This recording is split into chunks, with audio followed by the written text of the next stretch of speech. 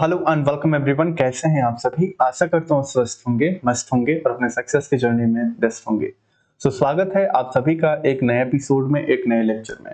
दोस्तों, आज के इस एपिसोड में हम लोग डिस्कस करने वाले हैं पास्ट में हुए कुछ अनएथिकल एक्सपेरिमेंट के बारे में। चूंकि हम लोग क्या डिस्कस कर रहे हैं, नेट साइकोलॉजी पेपर 2 के बारे में डिस्कस कर रहे हैं और उसमें हम लोग पहुंच चुके हैं एथिक्स के टॉपिक तक पहुंच चुके हैं। ठीक है, और एथिक्स को हम लोगों ने बेसिक इंट्रोडक्शन जो होता था पिछले एपिसोड में जो डिस्कस कर लिया। आज के डेट में हम लोग उसी को कॉम्प्रिहेंसिव लेवल पर लेकर के जाते हैं और समझते हैं कि पास्ट में जो अनएथिकल एक्सपेरिमेंट हुए हैं जिससे कि रेगुलेटरी बॉडीज बनी और कैसे ये एक रिसर्च में मेजर रोल प्ले करती हैं ये बॉडीज जो बनी अनएथिकल एक्सपेरिमेंट से। ठीक है, तो उस चीज को इस एपिसोड में हम लोग डिस्कस करने वाले हैं। ठीक है, इस एपिसोड में हम लोग डिस्कस करने वाले हैं नाजी मेडिकल एक्सपेरिमेंट जो हुआ था, एकदम अनएथिकल एक्सपेरिमेंट था। ठीक है, और यहीं से एक कोड बन निकल के आता है, एक रेगुलेटरी बॉडी बन निकल के आती है जिसे हम कहते हैं न्यूरेमबर्ग कोड 1947। ठीक है, इसके बारे में हम लोग डिटेल में डिस्कस करेंगे। ठीक है, पहले हम लोग नाजी एक्सपेरिमेंट के बारे में डिस्कस करेंगे कि नाजी मेडिकल एक्सपेरिमेंट क्या था और इसमें ऐसी किस बात का उल्लंघन किया गया था कि एकदम अनएथिकल था। और यहाँ से जो जस्टिस थे, जो जज थे, मतलब देखे सारी चीजों को और उनको अच्छा नहीं लगा और यहाँ वहीं से एक एथिकल एक तरीके से बॉडी बनाई गई। ठीक है, जिसे न्यूरेमबर्ग कोड 1947 के नाम से प्रेजेंट किया गया। ठीक है, तो गाइस चलिए इस एपिसोड में आगे बढ़ते हैं। और अगर आपने इस चैनल को अभी तक सब्सक्राइब नहीं किया है, कोच नीतीश कुमार चैनल को सब्सक्राइब कर दीजिएगा। ठीक है, और अगर आप मुझसे पर्सनली जुड़ना चाहते हैं तो फेसबुक, इंस्टा, टेली और एक्स पे मुझे फॉलो कर सकते हैं। ठीक है, कोच नीतीश कुमार के नाम से। स्पेशली आप मुझे टेलीग्राम पे फॉलो करिए। वहां से आपको बेनिफिट क्या होगा कि ये जितने भी टॉपिक्स हम लोग यहाँ पे डिस्कस कर रहे हैं फ्री ऑफ कॉस्ट आपको नोट प्रोवाइड करा दिया जाएगा और जिससे आपके रिवीजन करने में आसानी होगा। ठीक है, तो एक बार फिर से अगर आपने इस चैनल को नहीं सब्सक्राइब किया है तो चैनल को सब्सक्राइब कर दीजिएगा। तो चलिए हम लोग आगे बढ़ते हैं इस एपिसोड में और डिस्कस करते हैं कि नाजी मेडिकल एक्सपेरिमेंट क्या है। ठीक है, और इससे जो निकल के आई है एक एथिक्स की बॉडी जो कि रिसर्च को रेगुलेट करती है, उसके बारे में डिस्कस करते हैं।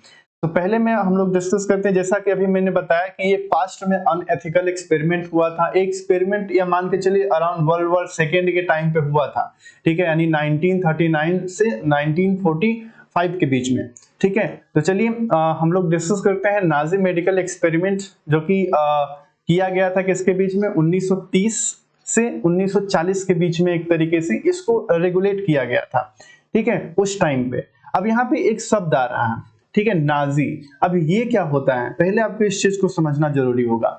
ठीक है, तो नाजी का मतलब क्या है? ठीक, सो नाजी क्या होता है? नाजी शब्द मतलब आता है कहाँ से? नेशनल सोजिया लिस्टिस्चे डायचे आर्बेटर पार्टी, जिसे हम शॉर्ट में NSDAP कहते हैं। ये थोड़ा सा प्रोनाउंसिएशन में आपको थोड़ा सा मुश्किल लग सकता है, बट आप इसको प्रैक्टिस कर लीजिएगा क्योंकि ये एग्जाम में कभी कभी पूछ देता है कि नाजी शब्द का अर्थ क्या होता है। ठीक है, जिसका अर्थ होता है, इस पूरे शब्दावली का अर्थ होता है शॉर्ट फॉर्म में अगर हम समझें तो national socialist German workers party. इन दोनों का आप याद रखिएगा। अगर नाजी शब्द का मतलब पूछता है, अगर दोनों ऑप्शन दिया है तो बोथ लगा दीजिएगा। अगर इन दोनों में से एक ऑप्शन दिया है तो हम इन दोनों में से किसी एक को टिक कर लीजिएगा। ठीक है, जिसका अर्थ क्या होता है? National socialist German worker party. अगर शॉर्ट फॉर्म में इसको याद करना चाहते हैं तो नाजी को आप इतना याद रखिएगा कि जर्मन वर्कर्स एक पार्टी होती थी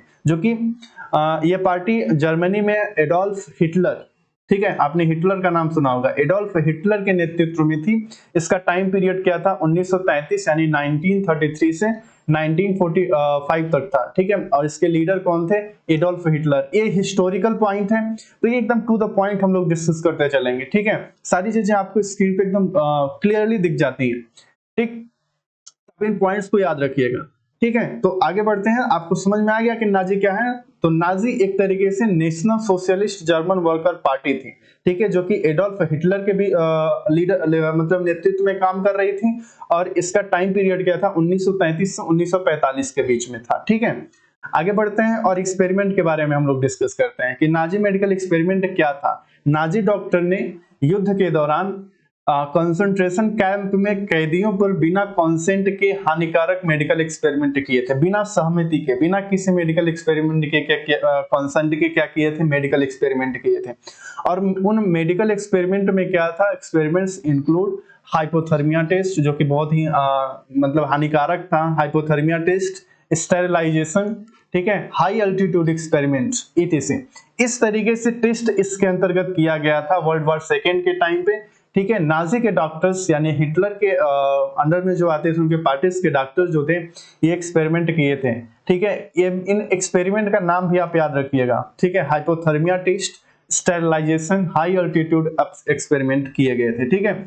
नतीजा इसका बहुत बुरा निकला था, इसका कंक्लूजन जो था, फाइंडिंग्स जो था, इसमें बहुत सारे लोग मारे गए थे, स्थायी रूप से अपंग हो गए थे या अस्थायी रूप से मतलब कि डिसेबल हो गए थे, ठीक है। और आगे चलते हैं, हम लोग डिस्कस करते हैं हाइपोथर्मिया एक्सपेरिमेंट के बारे में कि इस एक्सपेरिमेंट में क्या किया गया था ऐसा, ठीक है। तो क्या था Nazi hypothermia experiment? Hypothermia experiment के अंतर्गत नाजी के जो डॉक्टर्स थे, नाजी डॉक्टर्स ने यह जानने के लिए एक्सपेरिमेंट्स किए थे कि ठंडे पानी में गिरने के बाद इंसानी शरीर कितना सर्वाइव कर सकता है, ठीक है, खास तौर पर उन सैनिकों के लिए जो समुद्र में गिर जाते थे, ठीक है। तो नाजी एक्सपेरिमेंट में हाइपोथर्मिया का एजेंडा यही था, वो लोग इस बात के लिए जानने के लिए मतलब क्यूरियस थे कि ठंडे पानी में गिरने के बाद इंसानी शरीर कितना सर्वाइव कर सकता है, ठीक है। कैसे किया गया था इस एक्सपेरिमेंट को? तो इसके अंतर्गत कंसंट्रेशन कैंप के प्रिजनर्स जो थे, कैदियों जो थे, ठीक है, वो जबरदस्ती बर्फीले पानी में घंटों तक रखा जाता था, ठीक है, बिना किसी सहमति के। सारी चीजें जबरदस्ती की गई थी उस टाइम पे, ठीक है। तो कंसंट्रेशन कैंप में यानी कि प्रिजनर्स जो थे, यानी कि जो कैदी थे, उनको जबरदस्ती बर्फीले पानी में घंटों तक रखा जाता था, ठीक। शरीर का टेम्परेचर गिरता, ठीक, शरीर का टेम्परेचर, जाहिर सी बात है बर्फ में जाएंगे तो क्या होगा, शरीर का टेम्परेचर गिरेगा, ठीक है। तो उनका शरीर का टेम्परेचर गिरता था, फिर गर्म पानी में उनको रिवाइव करने की कोशिश की जाती थी। ये प्रक्रिया चलती रहती थी। वो ये देखना चाहते थे कि कितनी मतलब कि देर तक सरवाइव कर सकता था। कोई पार्टिसिपेंट्स की मतलब कई पार्टिसिपेंट्स की मौत हो गई या वे स्थायी रूप से विकलांग हो गए थे, डिसेबल हो गए थे। इसका परिणाम यह मतलब कि निकला था, ठीक है। अब इसमें एथिकल वायलेशन क्या था? एथिकल वायलेशन में यह था कि इन्फॉर्म कंसेंट नहीं था, किसी भी जो वहां पे थे, जितने भी मतलब कि पार्टिसिपेंट्स थे, उनमें से किसी से भी एक तरीके से वो नहीं लिया गया था, इन्फॉर्म मतलब कंसेंट यानी सहमति नहीं ली गई थी, ठीक है। Extreme physical and psychological harm था इस एक्सपेरिमेंट के अंतर्गत। यह जानते हुए नाजी डॉक्टर्स ने इस एक्सपेरिमेंट को किया था। तो इसमें extreme physical and psychological harm हुए थे, डेथ तक पहुंचने वाले मतलब एक्सपेरिमेंट था। इसमें बहुत सारे लोगों की जान गई थी। तो यह था इसमें एथिकल वायोलेशन, ठीक है। और दूसरा इसमें जो एक्सपेरिमेंट हुआ था वो था फोर्स्ड स्टेरिलाइजेशन एक्सपेरिमेंट। और इसमें क्या था कि नाजी आइडियोलॉजी में रेशियल प्योरिटी यानी कि नस्ली शुद्धता जिसे कहते हैं को लेकर एक्सपेरिमेंट किए गए थे, जिसमें यह देखा गया कि अनडिजायरेबल पॉपुलेशन यानी कि जैसे जेप्स, डिसेबल्स, रोमा जिप्सीज को कैसे बांझ बनाया जा सकता है, ठीक है। सो अब यहाँ पे आपको कुछ चीजों को समझने की जरूरत है, जैसे कि रेशियल प्योरिटी क्या होती है, ठीक है, जेप्स, डिसेबल, रोमा जिप्सिस क्या होता है। इसको समझ करके आगे बढ़ेंगे तभी आपको इस एक्सपेरिमेंट के बारे में चीजें एकदम क्लियर होगी। तो चलिए अब हम लोग डिस्कस करते हैं पहले रेशियल प्योरिटी क्या होता है। और ये जो जर्मनी में यानी कि जो नाजी लोग मानते थे, नाजी विचारधारा थी, वो कैसे इस चीज को प्रेजेंट करते थे।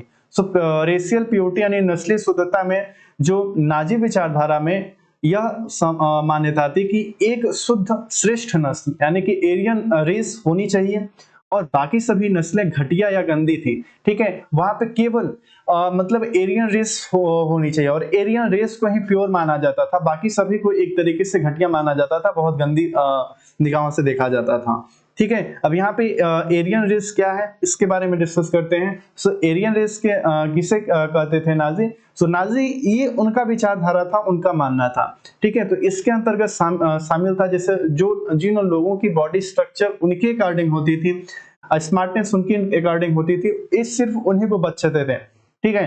तो एरियन रेस के अंतर्गत यानी कि नस्ली शुद्धता के अंतर्गत वहां पे देखा जाता, मतलब उनके नजरिए में था जिनकी गोरी त्वचा हो, व्हाइट स्किन हो, सुनहरे बाल हो, ब्लैंड हेयर हो, ठीक है, नीली आंखें हो, ब्लू आईज, इन जर्मन मूल यानी कि जर्मनी ओरिजिन से वो आते हो, ठीक है। तो उन्हीं को इसके अंतर्गत शामिल किया गया और बाकी जितने भी नस्लें थी, बाकी सभी नस्लों को वे मानते थे कि यही असली उनकी प्योर नस्लें हैं और बाकी जो नस्लें थी उनको बहुत ही घटिया नजर से देखते थे और उनको एक तरीके से इम्प्योर मानते थे। तो बाकी सभी जैसे जेव्स हो गए, डिसेबल्स हो गए, रोमा जिप्सिस हो गए, ईटीसी, जो उस देश में मतलब कि उस समय पे ये सारी समुदाय जो रहते थे उन लोगों को उन्होंने इम्प्योर कहा था, ठीक है। और वहां पे एक तरीके से क्या मतलब देखने को मिला था, वहां पे इम्प्योर कहा गया था और इन्हीं के ऊपर एक तरीके से एक्सपेरिमेंट को किया गया था, ठीक है। सो नाजी मानते थे कि एरियन रेस असली और प्योर रेस है, इसी सोच को ही कहा गया रेशियल प्योरिटी थ्योरी, ठीक है। आप इस चीज को याद रखिएगा थोड़ा सा, क्योंकि कभी कभी एग्जाम में यहाँ से भी क्वेश्चन आ जाता है कि रेशियल प्योरिटी थ्योरी क्या है, ठीक। सो आप यह मानिएगा कि नाजीज मानते थे कि एरियन रेस असली और प्योर रेस है, इसी सोच को ही एक तरीके से कहा गया था रेशियल प्योरिटी थ्योरी, ठीक है। रेशियल प्योरिटी थ्योरी इसी सोच को कहा गया था और इसी के नाम पर उन्होंने मास किलिंग और मेडिकल एक्सपेरिमेंट्स किए गए थे। बाकी इस नस्ल के लोगों को छोड़कर बाकी जितने भी नस्ल थे, बाकी जितने भी समुदाय उस टाइम पे वहां पे विजिट मतलब थे, जैसे मान लो कि जेप्स हो गया, डिसेबल्ड हो गया, रोमा जिप्सीज हो गए, इन सारे के ऊपर एक तरीके से मेडिकल एक्सपेरिमेंट किए गए थे, ठीक है। तो इस एक्सपेरिमेंट के अंतर्गत बहुत सारी चीजें मतलब ये हुई थी। तो पहला आपने समझ लिया कि रेशियल प्योरिटी क्या होता था, ठीक है। तो नाजिस का मानना था क्या कि रेशियल प्योरिटी के लोग ही एक तरीके से शुद्ध उनके लिए होते थे, अच्छे होते थे, केवल शुद्ध नस्ल यानी कि एरियन श्रेष्ठ नहीं उसके आते थे, ठीक है। बाकी सभी नस्लें घटिया मानी जाती थी और इसी के आधार पर मास किलिंग और स्टेरिलाइजेशन किया गया था। जेव्स भी एक तरीके से होते हैं, धर्म नहीं होते हैं, जैसे आपने यहूदी धर्म के बारे में सुना होगा, यहूदी, ठीक है। सो उन्हीं को जेव्स कहा जाता था, ठीक है। और इस समुदाय के लोग नाजी अपने आप को खतरा मानते थे, ठीक है। नाजी अपने आप को खतरा मानते थे, ठीक। और इसी के आधार पर मतलब ऐसे ऐसे एक्सपेरिमेंट किए जिसमें एक तरह के बहुत ही खतरा है और लगभग 60 लाख लोग मारे गए इस एक्सपेरिमेंट के अंतर्गत, ठीक है। हॉलोकास्ट, जिससे 60 लाख लोग मारे गए थे। डिसेबल में आप जानते हैं कि मानसिक या शारीरिक रूप से असक्षम लोग मतलब होते हैं, जिसको नाजिज अपने उस टाइम पे बोझ मानते थे, ठीक है। और इसी के अनुसार एक और जिसमें इसमें आपका देखने को मिला है रोमा जिप्सीज, जो होते हैं घुमंतु समुदाय जिसे कहते थे, ठीक है। ये घुमंतु समुदाय थे, गाते बजाते थे, अपना इधर उधर घूमते रहते थे, ठीक। असामाजिक कहे, नाजी का नजरिया ऐसे लोगों को एकदम असामाजिक बता करके कैंप में मारे गए, ठीक है। तो ये था आप मतलब एक्सपेरिमेंट में कुछ शब्दावली थी जिससे हम लोगों ने डिस्कस किया। पहली शब्दावली क्या थी, वो थी रेशियल प्योरिटी। रेशियल प्योरिटी एक तरीके से केवल शुद्ध नस्ल, जो कि नाजिस के नजरिए में बहुत ही अच्छी थी, ठीक है। और बाकी सारी जो थी नस्लें वो एकदम घटिया थी, जैसे जैप्स हो गए, डिसेबल हो गए, रोमा जिप्सिस हो गए, ठीक है। तो अब चलते हैं हम लोग डिस्कस कर लेते हैं कि एक्सपेरिमेंट कैसे किया गया था। तो यह था ना, आपको एकदम एक क्लियर हो गया कि फोर्स्ड स्टेरिलाइजेशन एक्सपेरिमेंट क्या था, ठीक है। तो फोर्स्ड स्टेरिलाइजेशन एक्सपेरिमेंट जो था, नाजी आइडियोलॉजी में रेशियल प्योरिटी यानी नस्लीय शुद्धता को लेकर के एक्सपेरिमेंट किया गया था, जिसमें यह देखा गया था कि अनडिजायरेबल पॉपुलेशन लाइक जेप्स, डिसेबल, रोमा जिप्सिस को कैसे बांझ बनाया जा सकता है, ठीक है। इसमें इसको कैसे किया गया था, इसमें क्या होता है, प्रिजनर्स जो होते हैं यानी कि जो कैदीज होते थे, प्रिजनर्स पर बिना एनेस्थीसिया की सर्जरीज की गई थी। नसबंदी के टाइम पे बिना एनेस्थीसिया की सर्जरी की गई थी, ठीक है। रेडिएशन से स्टेरिलाइजेशन किया गया था, रेडिएशन से स्टेरिलाइजेशन किया गया था और केमिकल इंजेक्शंस को इंजेक्ट किए गए थे। काफी बहुत ही ज्यादा पेनफुल मतलब प्रोसेस होकर के गुजरता था। इसका नतीजा यह निकला था कि बहुत सारे लोग मारे गए थे, ठीक है। इसमें एथिकल वायलेशन ये था, तो यह था कि जबरदस्ती हिंसा किया गया था। यहाँ पे क्या किया था, कोएशंस एंड वायलेंस था। परमानेंट डैमेज हुए थे, स्थायी क्षति हो गई थी वहां पे, ठीक है। रिप्रोडक्टिव राइट्स का हनन किया गया था इसके अंतर्गत, ठीक है। तो ये था इसका एथिकल वायलेशन। अब तीसरा एक्सपेरिमेंट जो था नाजिस के अंतर्गत, जो कि अनएथिकल एक्सपेरिमेंट के अंतर्गत आते हैं, सारे एक्सपेरिमेंट जो थे अनएथिकल एक्सपेरिमेंट के अंतर्गत आते हैं। सो नेक्स्ट एक्सपेरिमेंट जो था वो था हाई अल्टीट्यूड एक्सपेरिमेंट। इसके अंतर्गत क्या किया गया था कि यह देखने के लिए जो नाजी डॉक्टर्स थे देखने के लिए कि उच्च ऊंचाई पर यानी कि हाई लेवल पर ह्यूमन बॉडी कैसे रिएक्ट करता है, विशेष रूप से फाइटर पायलट्स जो होते थे, ठीक है, इस चीज के ऊपर रिएक्ट किया गया था। और इसमें क्या हुआ, आर्टिफिशियल रूप से क्या किया गया था कि प्रिजनर्स को लो प्रेशर चेंबर्स में रखा गया था, ठीक है, ऑक्सीजन कम करके सिमुलेट किया गया हाई अल्टीट्यूड पे, ठीक। कई मामलों में पार्टिसिपेंट्स की मृत्यु हुई, ब्रेन डैमेज हो गया। ऐसे कंडीशन में इस एक्सपेरिमेंट को क्या किया गया था, एग्जीक्यूट किया गया था। और एथिकल वायोलेशन में इसमें यह वायोलेंस में यह था कि यहाँ पे आपका एक्सट्रीम फिजिकल सफरिंग था, डेथ था, नो कॉन्सेंट था, ठीक है। बहुत से लोग इसमें मारे गए थे। एक्सट्रीम फिजिकल यानी कि बर्फीले उसमें हाई बिना ऑक्सीजन के रखा गया था, तो फिजिकल सफरिंग थी वहां पे, और नो कॉन्सेंट बिना सहमति की एक तरीके से किया गया था, ठीक है। सो नाजी मेडिकल एक्सपेरिमेंट जो कि हम लोगों ने अभी डिस्कस किया है, पास्ट के अनएथिकल एक्सपेरिमेंट में से एक था, ठीक है। पास्ट में अनएथिकल एक्सपेरिमेंट में नाजी मेडिकल एक्सपेरिमेंट आते हैं, और भी एक्सपेरिमेंट आते हैं। और ये कब हुआ था, यह मान के चलिए शुरुआत हुई थी लगभग इसकी 1930 से 1940 के बीच में हुआ था, वर्ल्ड वॉर सेकेंड के टाइम पे, ठीक है। तो यह था गाइस आपका पास्ट में अनएथिकल एक्सपेरिमेंट में नाजी एक्सपेरिमेंट क्या था। अब चूंकि नाजी एक्सपेरिमेंट तो हो गया, इसमें बहुत सारी एथिकल वायोलेशन का हनन किया गया था, ठीक है, वायलेंस था। लेकिन यहीं से क्या हुआ कि कुछ ऐसे लोग आए, ठीक है, जहां से कुछ चीजें निकल के आई थी। अगर इसका हम समरीज में एथिकल वायलेशन को देखें कि कहां तक निकल के जाता है, तो इसमें क्या क्या हनन हुआ था, चीजों को एक समराइज करके हम लोग अभी समझते हैं, ठीक है। ये इंपॉर्टेंट एक तरीके से टॉपिक हो सकता है अगर मतलब कि एग्जाम पॉइंट ऑफ व्यू से, ठीक। तो नाजी एक्सपेरिमेंट के अंतर्गत मतलब इन्फॉर्म कंसेंट नहीं था, ठीक है, नहीं लिया गया था, यानी कि सहमति किसी भी पार्टिसिपेंट से नहीं ली गई थी। पार्टिसिपेंट्स को न तो जानकारी दी गई थी, न ही स्वेच्छा से शामिल होने के लिए अनुमति दी गई थी। उनको जबरदस्ती एक तरीके से एक्सपेरिमेंट का हिस्सा बना दिया गया था और एक्सपेरिमेंट में भेज दिया गया था, ठीक है। वॉलंटरी पार्टिसिपेशंस, जबरदस्ती भागीदारी की गई थी, यह भी नहीं था इच्छा से उसमें पार्टिसिपेट करना, यह भी शामिल नहीं था, तो जबरदस्ती भागीदारी इसके अंतर्गत की गई थी। कैदियों, बच्चों और कमजोर लोगों को जबरदस्ती रिसर्च में शामिल किया गया, इस रिसर्च के अंतर्गत नाजी मेडिकल एक्सपेरिमेंट के अंतर्गत। बेनिफिशियंस में भलाई नहीं था, क्योंकि यहाँ पे बहुत सारी चीजें हार्म पहुंची थी, बहुत जैसे फिजिकल हार्म था, साइकोलॉजिकल हार्म था, ठीक है। एक्सपेरिमेंट में जानबूझकर शारीरिक और मानसिक पीड़ा दी गई थी, कोई भलाई नहीं थी इसके अंतर्गत, ठीक है। नॉन मेलिफिसेंस में जो था जानबूझकर नुकसान किया गया था, यह भी नहीं था यहाँ पे, ठीक। तो जानबूझकर नुकसान यहाँ पे पहुंचाया गया था। पार्टिसिपेंट्स को जानलेवा बीमारियां, ठंड, जहर आदि देकर मारा गया था, ठीक है।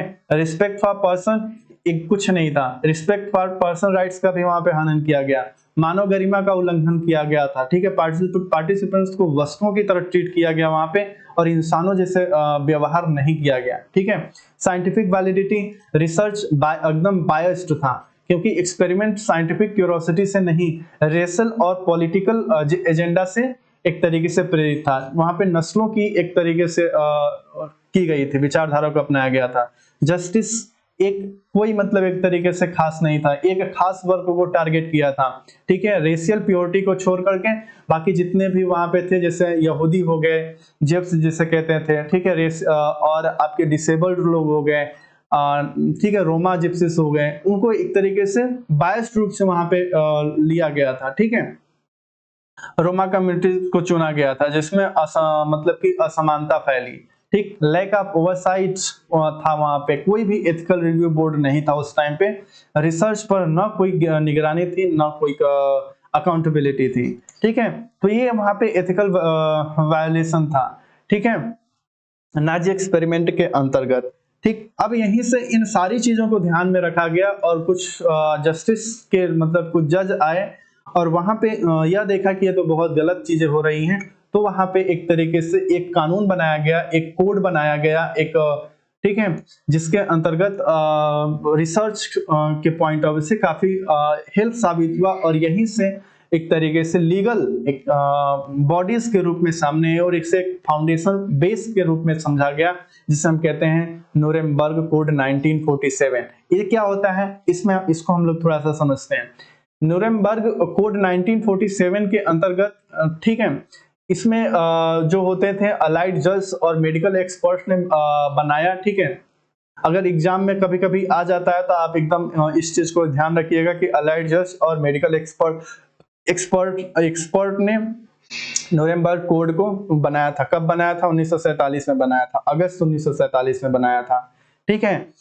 और क्यों बनाया गया था? नाजी डॉक्टर्स द्वारा किए गए अत्याचारी मेडिकल एक्सपेरिमेंट के बाद मानव अधिकारों की रक्षा के लिए इस चीज को बनाया गया था। किसमें? ह्यूमन राइट्स के प्रोटेक्शन के लिए बनाया गया था इस मॉडल, मतलब इस बॉडी को या इस कोड को, ठीक है। क्या था उद्देश्य इसका? ह्यूमन रिसर्च के लिए पहला इंटरनेशनल एथिकल स्टैंडर्ड तय करना था। यानी कि कोई भी रिसर्च अब इसके आगे होगा तो इस बोर्ड से होकर के, मतलब इस बोर्ड से होकर के ही आगे जाएगा, ठीक है। कब जारी हुआ था? अगस्त 1947 न्यूरेमबर्ग कोड जर्मनी में जारी हुआ था, ठीक है। तो यह भी आप याद रखिएगा, डेट और लोकेशन, ठीक। सो अगस्त 1947 में न्यूरेमबर्ग कोड जारी किया गया था, ठीक है। जर्मनी में इस चीज के मतलब इसको जारी किया। इसको किया कौन था? अलाइड जज और मेडिकल एक्सपर्ट्स ने मिलकर के। क्यों बनाया गया? ह्यूमन मेडिकल एक्सपेरिमेंट के बाद जो होता है, जो नाजी के डॉक्टर्स ने मेडिकल एक्सपेरिमेंट किया था, अनएथिकल मेडिकल एक्सपेरिमेंट किया था, उसको ध्यान में रखते हुए बाद में चल करके ऐसी कोई भी एक्सपेरिमेंट ना हो जिससे मानवाधिकार का कोई भी नुकसान ना हो, इसलिए ह्यूमन राइट्स की प्रोटेक्शन के लिए इस कोड को बनाया गया था, ठीक है। और इसमें मुख्य बिंदु, यानी कि इस कोड के अंतर्गत मुख्य बिंदु क्या थे, की प्रिंसिपल क्या थे कि किसी भी रिसर्च के अंतर्गत वॉलंटरी कंसेंट जरूरी है, यानी कि सहमति से लोग वहां पे जाने चाहिए। और एक तरीके से बिना सहमति से रिसर्च में कोई भी लोग को आप शामिल नहीं कर सकते, रिसर्चर्स, ठीक है। रिसर्च का फल समाज को लाभ देने के लिए होना चाहिए, ना कि बायस्ड रूप से किसी पर्टिकुलर एजेंडा को फुलफिल करने के लिए होना चाहिए, ठीक है। अननेसेसरी सफरिंग नहीं होनी चाहिए उसके अंतर्गत, ये भी एक तरीके से इसके अंतर्गत बताया गया। डेथ या गंभीर इंजरी का जोखिम ना हो तभी आप रिसर्च को कंटिन्यू कर सकते हैं। पार्टिसिपेंट्स को भी कभी भी स्टडी छोड़ने की स्वतंत्रता होनी चाहिए। Right withdrawal to any time, rights to withdrawal any time, ठीक है। और नेक्स्ट है, रिसर्चर्स को भी स्टडी रोकने का अधिकार हो अगर खतरा लगे तो, ठीक है। आगे चल करके उनको एक ऐसी अनुभूति होगी इस एक्सपेरिमेंट में बहुत सारी चीजें खतरे वाली हैं, तो उस चीज को भी रिसर्चर्स भी उस चीज को रोक सकें, ठीक। तो ये रहा आपका अनएथिकल एक्सपेरिमेंट के अंतर्गत नाजी मेडिकल एक्सपेरिमेंट, जिसमें हम लोगों ने सारे की पॉइंट्स को डिस्कस कर लिया है जहां से क्वेश्चन बन सकते हैं नेट के अंतर्गत, ठीक है। नेक्स्ट एपिसोड में हम लोग इसके एमसीक्यूज को ले लेंगे ताकि इस टॉपिक से, इस हिस्टोरिकल टॉपिक से आपका कोई डाउट मतलब ना बचा रहे और आपका कंसेप्ट क्लियर हो जाए कि नेट के एग्जाम में यहाँ से क्वेश्चन कैसे उठ सकता है और आप इसको कैसे अटेम्प्ट कर सकते हैं, ठीक है गाइस। तो आज के इस एपिसोड में बस इतना ही रखते हैं। अगर आपको इस सारे एपिसोड मतलब कि एपिसोड में कहीं भी कोई भी डाउट है तो आप डेफिनेटली आप पूछ सकते हैं। वैसे काफी रिसर्च करने के बाद मैं टू द पॉइंट नोट्स को बना पाया हूँ आपके लिए, ठीक है, ताकि एक भी चीज आपको मतलब बच ना जाए और आपका स्टडी जो है एकदम क्लियर हो, कोई भी डाउट ना हो इसके अंतर्गत, ठीक है। मुझे ऐसा उम्मीद है कि इस लेक्चर को देखने के बाद अगर यहाँ से अनएथिकल एक्सपेरिमेंट में नाजी एक्सपेरिमेंट से अगर कोई क्वेश्चन आता है या न्यूरेमबर्ग कोड से रिलेटेड कोई क्वेश्चन आता है तो आप उसको जरूर अटेम्प्ट करेंगे, ठीक है। नेक्स्ट एपिसोड में इसका प्रैक्टिस हम लोग कर लेंगे कैसे कैसे यहाँ पे एमसीक्यूज को आते हैं। सो आज के इस एपिसोड में बस इतना ही गाइस। अगर आपने एक बार मतलब कि कोच निजुस्मा चैनल को नहीं सब्सक्राइब किया है तो प्लीज चैनल को सब्सक्राइब करके सपोर्ट दिखाइएगा, अपना प्यार दिखाइएगा, ठीक है, क्योंकि हम आपके लिए बहुत ही मेहनत करते हैं। तो अगर आप मुझसे पर्सनली जुड़ना चाहते हैं तो इंस्टा पे आप मुझे फॉलो कर सकते हैं। अगर आपको इन सारी चीजों का नोट्स चाहिए रिवीजन के लिए तो आप टेलीग्राम पे फॉलो कर सकते हो, आप स्टडी मटेरियल आपको प्रोवाइड करा दिया जाएगा। सो आज के इस एपिसोड में बस इतना ही। नेक्स्ट एपिसोड में हम लोग एक और अनएथिकल एक्सपेरिमेंट के बारे में डिस्कस करेंगे, ठीक है। आप इंतजार करिएगा उस लेक्चर को, नेक्स्ट वो भी लेक्चर आप मतलब कि अपलोड हो जाएगा। सो कीप साइनिंग गाइस, आज के लिए बस इतना ही रखते हैं, मिलते हैं नेक्स्ट एपिसोड में उस इंपॉर्टेंट टॉपिक के साथ। So keep signing guys, love you.